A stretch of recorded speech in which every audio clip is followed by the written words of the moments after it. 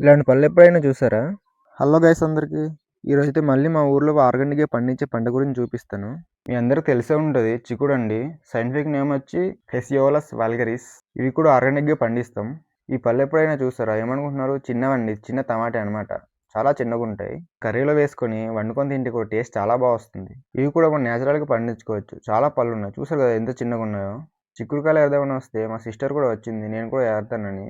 కాకపోతే అసలు అందట్లేదు అనమాట. చైర్ తెచ్చుకుంది, చైర్ వేసుకుని ఏరుతుంది అనమాట. చిక్కుడుకాయలు చూసుకుంటే ఇక్కడ 2 రకాలు ఉన్నాయండి. చూసారు కదా, ఇవి చిన్నవి, చిన్న రకం అనమాట. ఇవి పెద్దవి, కొద్దిగా పెద్దగా ఉంటాయి. మనమే చిక్కుడు నేచురల్గా పండిస్తాం కాబట్టి టేస్ట్ మాత్రం చాలా బాగా వస్తుంది. మొత్తానికి అందలేదు, నేను కూడా చైర్ వేసుకుని ఏరేసా. కవర్ ఎంత నింపిన నిండలేదు, ఇంకా ఉన్నాయి, చాలా ఉన్నాయి. మనం ఈ కాయలు కోసేటప్పుడు ఇలా మాత్రం తీయకూడదండి, లేకపోతే నెక్స్ట్ పంటకు రాదనమాట. సింగిల్గా తీయాలి. నేనైతే ఇష్టం వచ్చినట్టు తీస్తాను.